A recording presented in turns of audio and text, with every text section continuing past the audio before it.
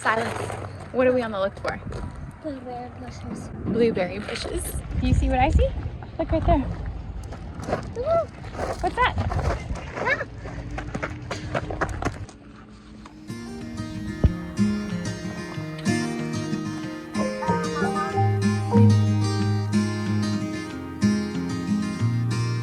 Caleb and I traveled up to Wisconsin to get me a new mountain bike.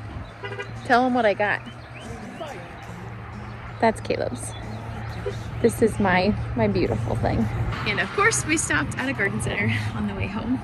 So, hey, I'm hungry. Let's go get lunch. With the moon, my arms wrapped around you.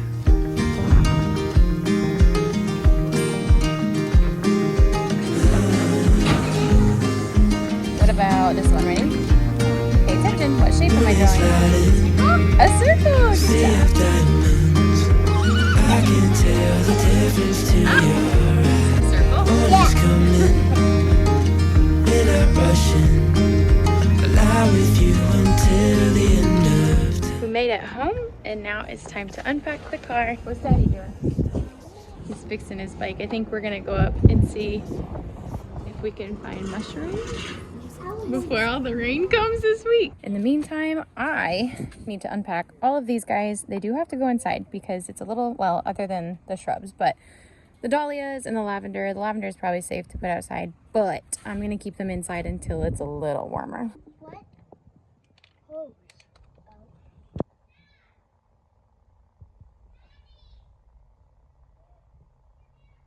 I don't really have a good place to put these until it's a little warmer outside. The lavender is supposed to be perennial.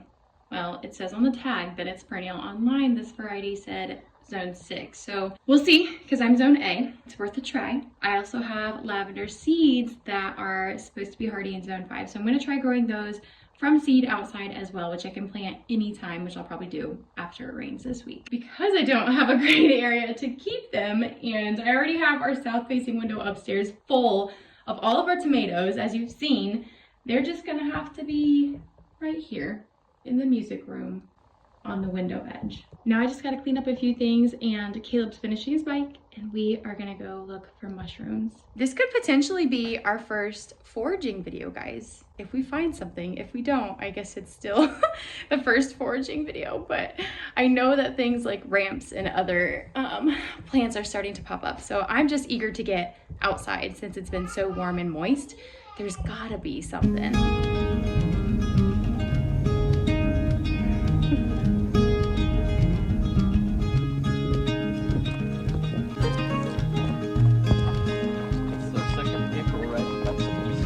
It is. Oh my gosh, that scared me. I was like, why are you showing everybody?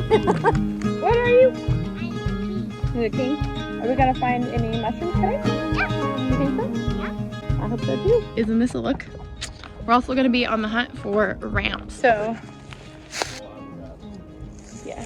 I remember the path wide from the path right there. So this is the spot. This is the exact spot where I found like a forest of morels is what it felt like. It was like the jackpot of all morels. However, it's still too cold and too dry here in Iowa in zone 5. What we do have plenty of growing are ramps. And if you've never had ramps, you're missing out. These things taste like garlic and onions mixed together. Can you believe you just did that? It's so yummy. They are yummy. Was not expecting that. No, thank you. I just had a cough drop. I can smell it. It's, yeah.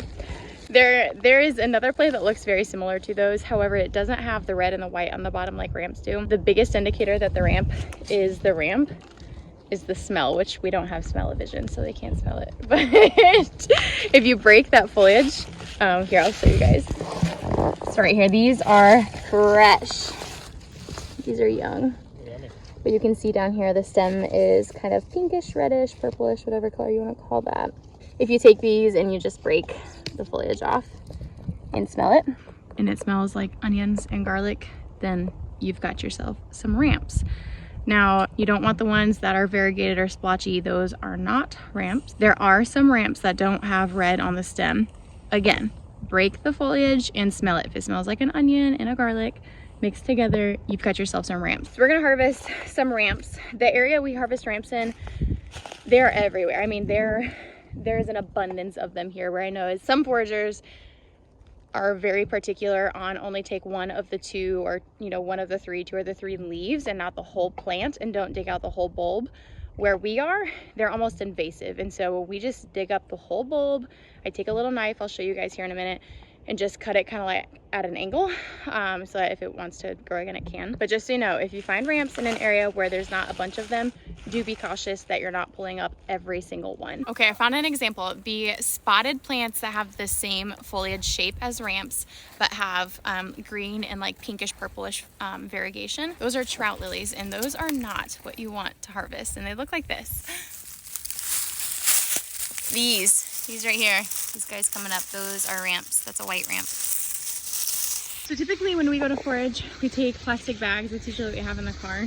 When we know we're going to forage just mushrooms, I have like a mesh, like an old laundry bag, like a dirty laundry bag, that I actually found out in the woods and washed, and now that's what I use.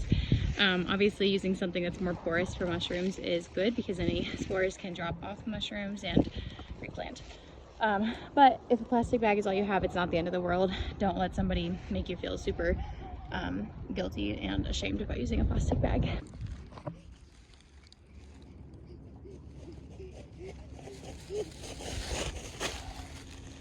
Do you know what this is? A ramp. A ramp. Good. Smell it. Does it smell like onions? Smell the bottom where it was cut. Yummy. Yummy. Digging it in the dirt. There you go. I think Okay.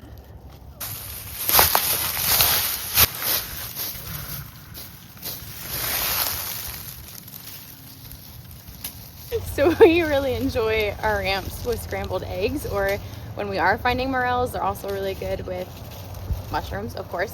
We saute we saute everything in salted butter and usually add minced garlic to it, and it's been hands down the best way to prepare ramps. What are you eating? Ramps? Oh my goodness. I don't normally forage on bike rides. I don't really put the two together unless it's an obvious mushroom off the path. Then we'll obviously stop to do that. But we knew we didn't have a lot of sunlight, and we just bought this new bike, so want to get some miles on it. The best thing about foraging in April, and nonetheless it's so cool that we're doing this in April again, there's no bugs. Like, there's very few little gnats, maybe a mosquito here or there if it's been wet, but right now there's no bugs, and there's no poison ivy really coming through everywhere. There's no nettles coming through anywhere. So that's definitely an advantage to early foraging, especially for ramps, because when it starts getting too warm outside, those ramps, you're not gonna want them anymore. Anyways, we're packing up.